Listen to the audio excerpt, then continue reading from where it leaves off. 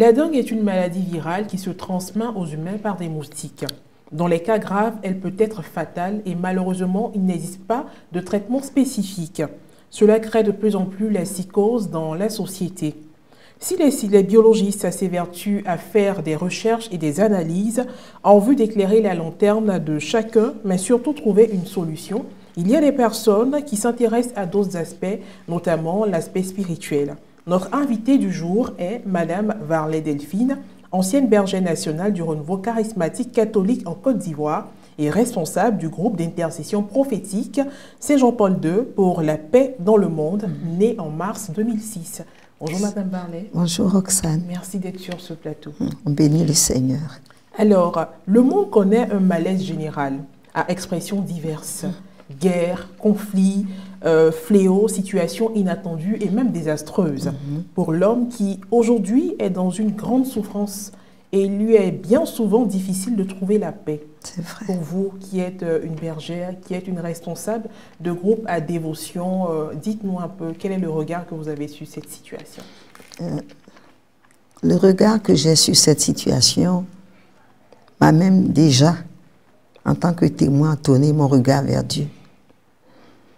Nous avons à nous rappeler que Dieu existe, il est notre créateur, il est l'auteur de tout, maître de nos vies. Il tient nos destins dans sa main. Il est capable. Et ce Dieu s'est manifesté il y a 2000 ans en son Fils Jésus-Christ de Nazareth. Oui. Jésus, notre espérance et notre avenir, parce que il est non seulement Fils de Dieu, mort, ressuscité car vainqueur de la mort, c'est important. Vivant et agissant aujourd'hui au milieu des hommes. Il nous a parlé, il nous a instruit par rapport à ce que nous vivons. En Jean 16 au verset 33, il disait, vous aurez des tribulations dans le monde, mais soyez courageux, j'ai vaincu le monde. J'ai le regard tourné vers le Seigneur parce qu'il est celui qui nous a promis aussi. En Matthieu 28, 20, sachez-le, je veux être avec vous tous les jours jusqu'à la fin des temps. C'est une réalité que ce Dieu est vivant. C'est une réalité qu'il est avec nous. Et toujours en Matthieu 28, 18, tout pouvoir m'a été donné au ciel et sur la terre.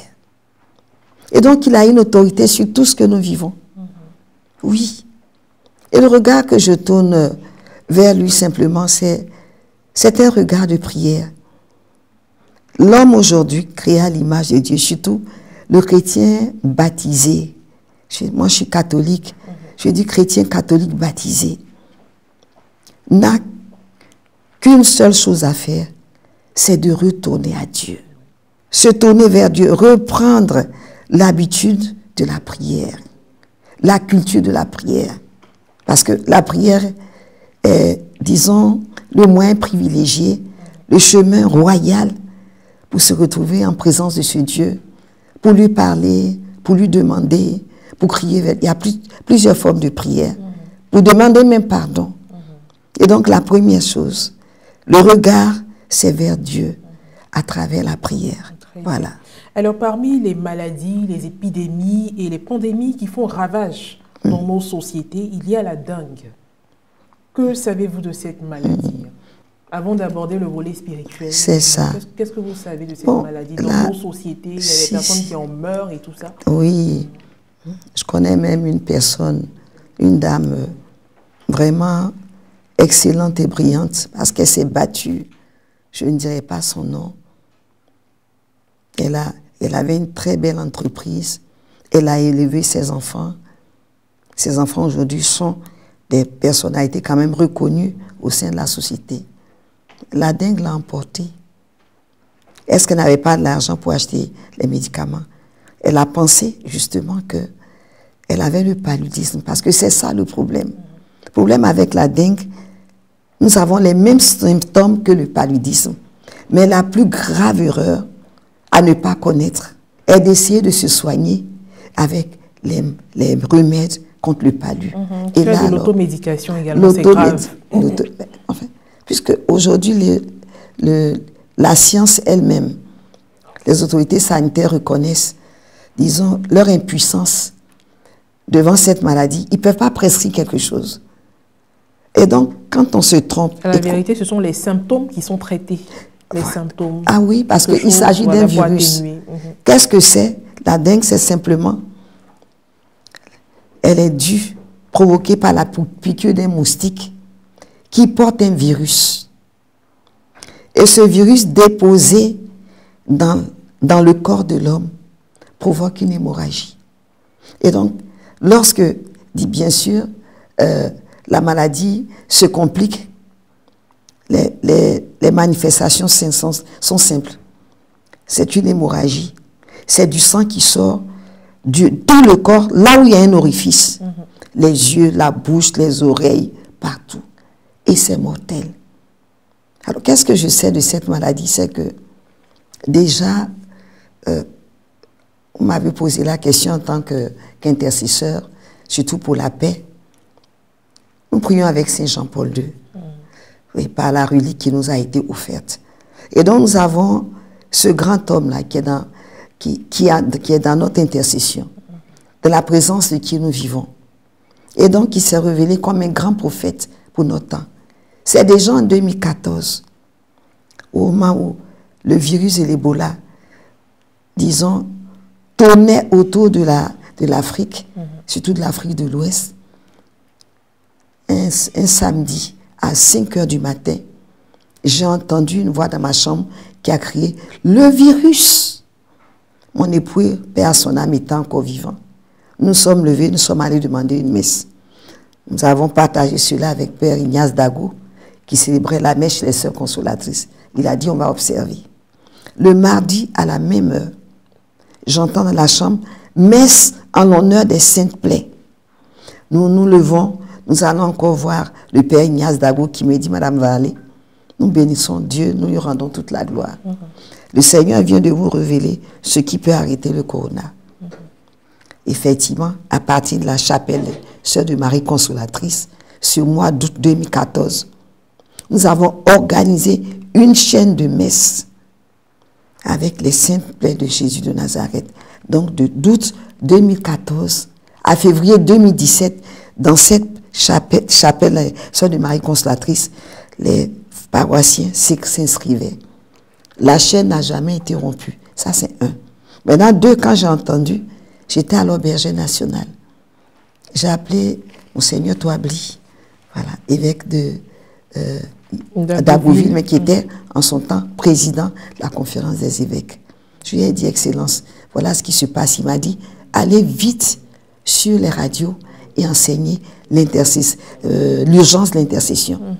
Donc sur la radio Espoir, sur la radio nationale catholique, les enseignements sont déjà là. Bon, même à la télévision, je suis allée, mais ils n'ont pas supporté le fait que je puisse dire que Jésus pouvait vaincre le corona, donc ils n'ont pas voulu passer. Mais qu'est-ce qui s'est passé? Le corona n'est jamais rentré en Côte d'Ivoire. Nous sommes aussi passés sur les paroisses avec ces livrets, des livrets qu'il a inspirés, des livrets de prière. À l'année de révélation. Oui. En 2014. En 2014, nous avons fait 28 paroisses avec les 2 livrets, parce qu'il y a eu 2 livrets. Ebola n'est jamais rentré en Côte d'Ivoire. Et en ce temps, puisque bon, nous bénissons le Seigneur, à lui la gloire. La révélation, c'était sur l'Ebola ou le corona? C'était d'abord sur l'Ebola, 2014. Ebola viendra en 2020. Voilà. Et donc, c'est pendant ce temps-là où il m'inspirait, Dieu merci, que j'écrivais, que la dengue, bon, j'entendais déjà parler de la dengue, mais je ne la connaissais pas. D'ailleurs, nous l'avons vu dans l'un de vos ouvrages, qui a été publié, un ouvrage de prière, d'intercession contre les fléaux, publié en décembre 2014. Et déjà, la dengue était évoquée. Mais justement, donc, pour la première fois que vous entendez parler de la dengue, c'était à quelle occasion? C'était, bon, justement, pendant ce temps, ce moment en 2014, on parlait plus ou moins de la dengue dans certains pays. Bon, moi, je suivais de loin.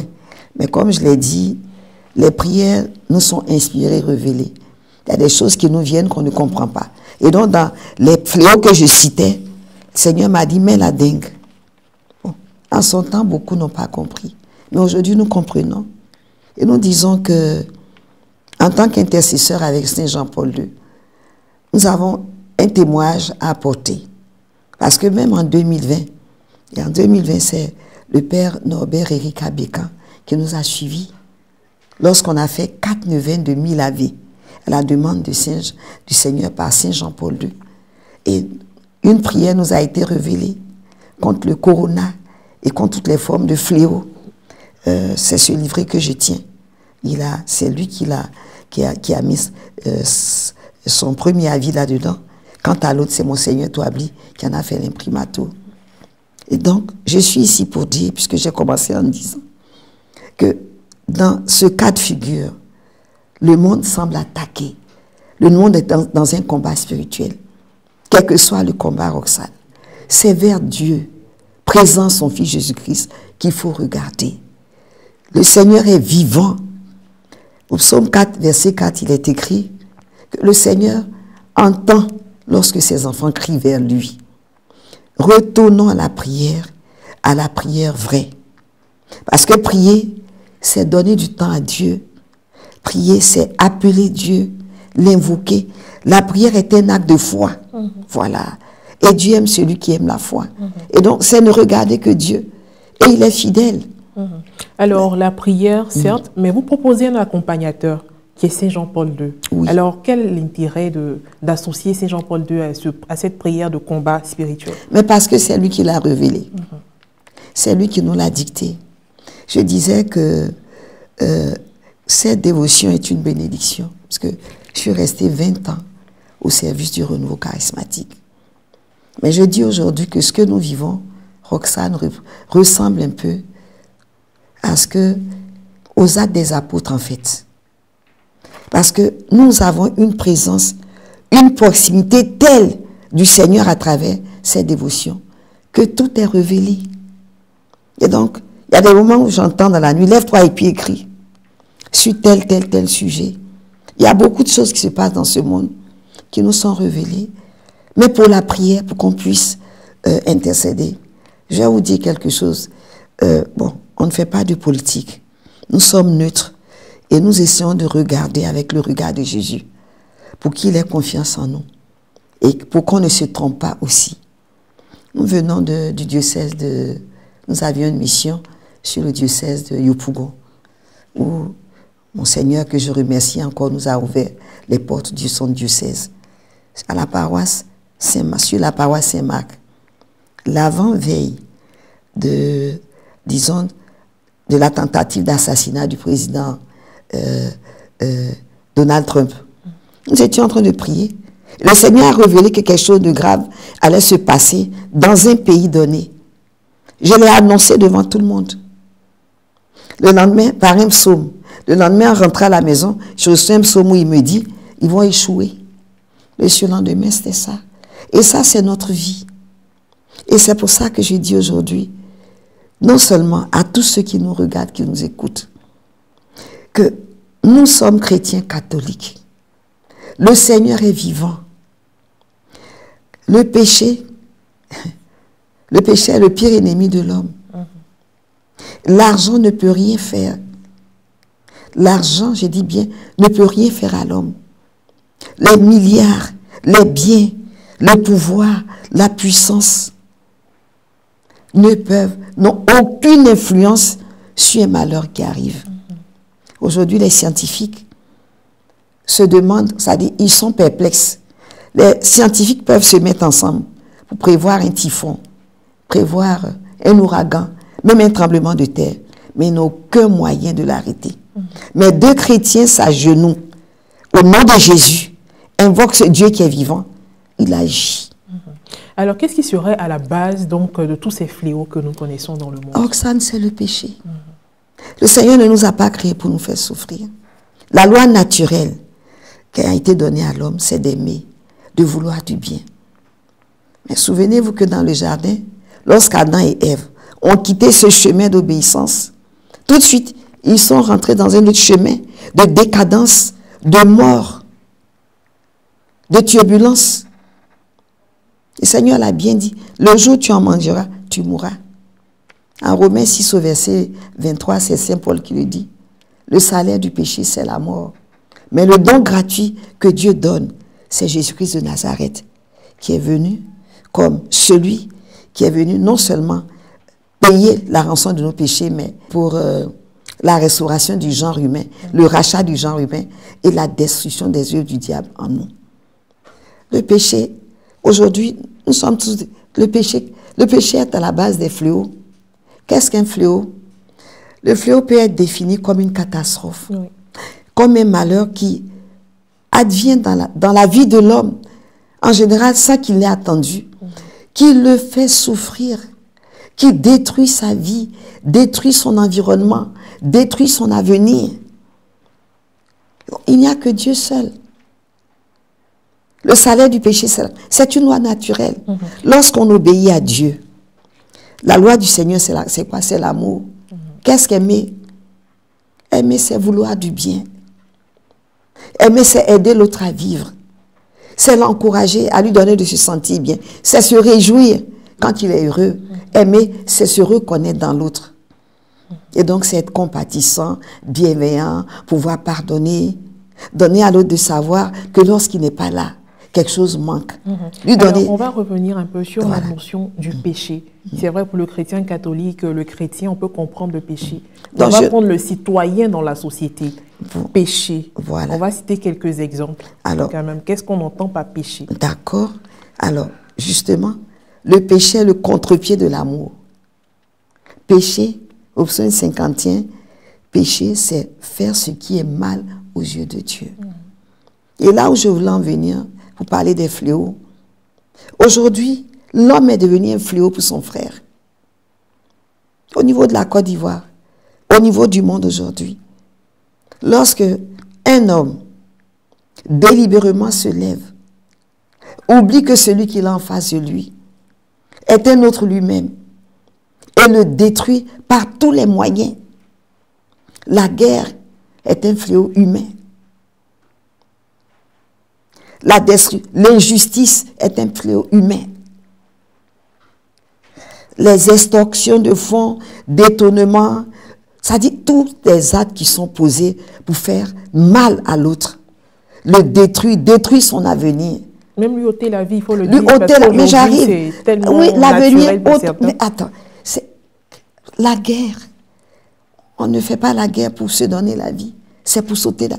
Nous aujourd'hui, nous, Africains, nous, alors, pas seulement Africains, l'Afrique, l'Amérique, l'Asie, l'Océanie, l'Europe, l'Antarctique. Les hommes aujourd'hui sont devenus des fléaux les uns pour les autres. Et donc, c'est ça. Alors, le péché n'est pas gratuit. Parce qu'il y a un salaire à pécher, plutôt à payer. Le péché n'est pas gratuit. Donc, il y a le salaire, il y a la rétribution. C'est ce que nous voyons.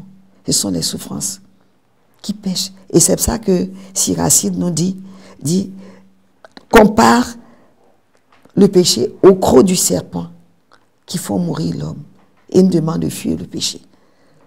Alors, en tant qu'intercesseur avec Saint Jean-Paul II, justement, par rapport à ce que nous vivons ici en Côte d'Ivoire, il a donné un message. La relique a été vénérée publiquement par son éminence Jean-Pierre Cardinal Coutoin, un 18 février 2017. Et le lundi, au moment où je me réveille, j'entendais une voix dans la chambre qui criait « Avant toute chose, commence par une prière de repentance nationale. » Et voilà, nous allons en venir. Vous proposez donc la repentance comme solution à tous ces fléaux que vous nous connaissez. Voilà. En quoi consiste-t-elle concrètement, cette repentance? La repentance, c'est un aveu. C'est simplement le fait de reconnaître devant Dieu que ce que nous faisons, ce que nous avons fait, bien ce que nous ferons, est mal. Et donc, c'est ce que l'Église nous propose à chaque Eucharistie. Mais avec une contrition, que la repentance soit vraie, il faudrait qu'on ait mal. Donc, qu'on ait mal d'avoir, disons, fait du mal. Blessé non seulement Dieu, d'abord, blesser mon frère, et de m'être blessé moi-même.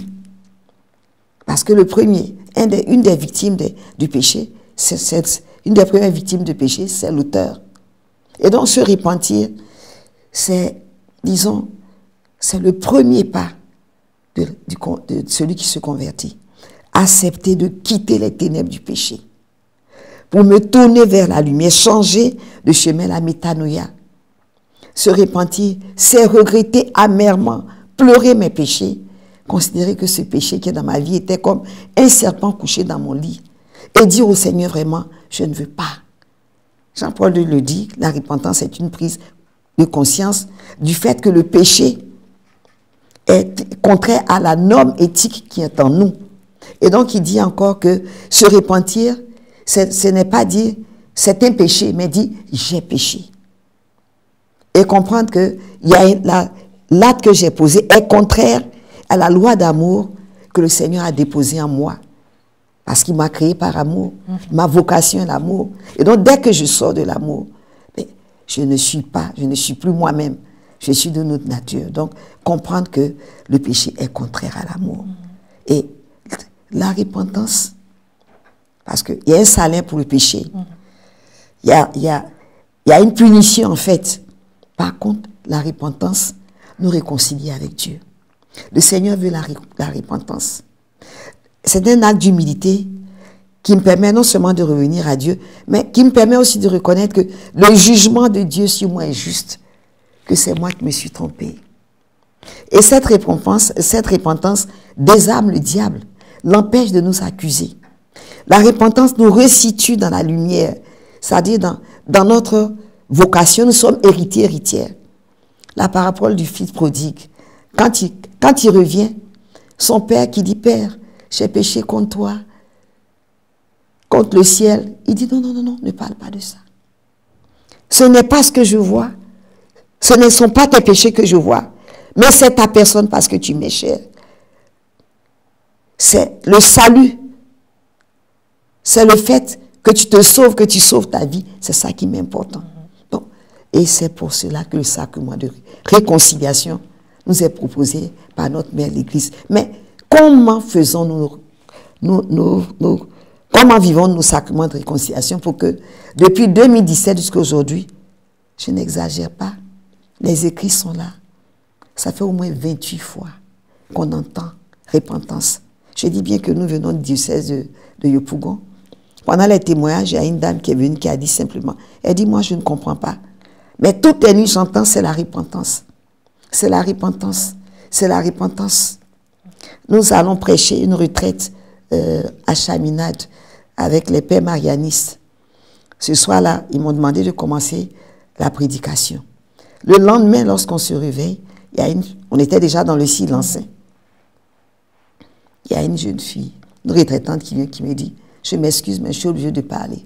Bon, on va aller. Cette nuit-là, Monseigneur Akouadan, chapelain du pape, est venu ici dans la brousse, à Chaminade, pour te demander de sortir pour aller t'occuper de la repentance et du pardon en Côte d'Ivoire. On m'appelle, maman, j'ai fait un songe, j'ai vu Jésus qui avait le livret de repentance en main. Il dit qu'il donne 3 ans à la Côte d'Ivoire. C'est au moins 28 fois. Alors déjà, nous sommes à la fin de notre entretien et ces fléaux, comme on le dit, parmi lesquels la dengue, vous ont emmené à sortir, oui, pour venir donner un message. Oui. Alors quel est ce message que tous les téléspectateurs, que tous les Ivoiriens, que tous ceux qui regardent cette émission doivent retenir? Le message, il y en a 2. Le premier est le suivant. Le Seigneur est vivant. Le Seigneur nous écoute. Le Seigneur agit. Je voudrais dire à tous ceux qui nous écoutent par rapport à la dengue que depuis 2014, par l'intercession de Saint Jean-Paul II, qui connaît la Côte d'Ivoire, qui est ami de la Côte d'Ivoire, qui sait que ça fait 30 ans que nous vivons dans une crise qui a défiguré la Côte d'Ivoire. Oui, c'est par lui, par Saint Jean-Paul II, que ces 2 livrets ont été écrits. C'est pas sous son inspiration, avec l'imprimatur de nos pères. Voilà. Et donc, ils peuvent se procurer ces livrets-là. Maintenant, 2, parce que bon, les fléaux sont humains, spirituels et tout. Le fléau est un péché. le message que je voudrais laisser à tous, c'est que nous retournions à la prière. Hein? À la prière, pas superficielle, la prière vraie. 2, que nous nous organisions, c'est important, à reprendre les chaînes de messe en l'honneur des plaies de Jésus qui sont la guérison du monde. C'est écrit en Ésaïe 53, ce n'est pas moi qui le dis, et c'est Saint Jean-Paul II aussi qui l'a créé. Prière, messe en l'honneur des saintes plaies. Au niveau de toutes les paroisses de la Côte d'Ivoire. Sur les paroisses, on a 1000, 2000 personnes. Une seule personne peut demander une messe sur peut-être 6 à 7 mois. Ce sacrifice est à faire. Et puis, ma foi, accepter de nous repentir. La repentance organisée, d'accord. Pour la repentance, je souhaiterais, c'est ce qui est dans mon cœur, que nous nous retrouvions tous ensemble, tous les diocèses, une fois à la basilique. Et ensuite, que les diocèses qui retourneront puissent continuer, voilà. Et puis aussi, nous on le fait déjà sur le diocèse d'Abidjan, organiser des petites soirées de repentance qui durent 4 à 5 heures, où nous faisons une démarche de repentance, nous enseignons la repentance, parce que nous l'enseignons, et pour donner aux personnes vraiment de comprendre ce mystère-là qui leur est demandé, qui peut nous délivrer, libérer, qui peut briser la main de la malédiction du diable qui semble peser sur la Côte d'Ivoire, parce que nous n'avons qu'un seul pays, mais regardez comment nous sommes devenus. Donc c'est ce message. Faisons confiance au Seigneur. Prions le Seigneur par l'intercession de Saint Jean-Paul II, et il agira. Amen. Amen, amen. Merci infiniment à Madame Verlet Delphine, nous le rappelons, qui est ancienne bergère nationale du renouveau charismatique, qui célèbre cette année même à son jubilé d'or. Et elle est également responsable du groupe d'intercession prophétique Saint-Jean-Paul II pour la paix dans le monde. Merci infiniment d'être passé sur notre plateau. Merci au Seigneur et à vous. Très bien. Vous l'avez certainement compris, c'est la fin de cette émission. Retenons un message, il faut se repentir et prier par l'intercession de Saint Jean-Paul II pour que le monde soit sauvé. À très bientôt.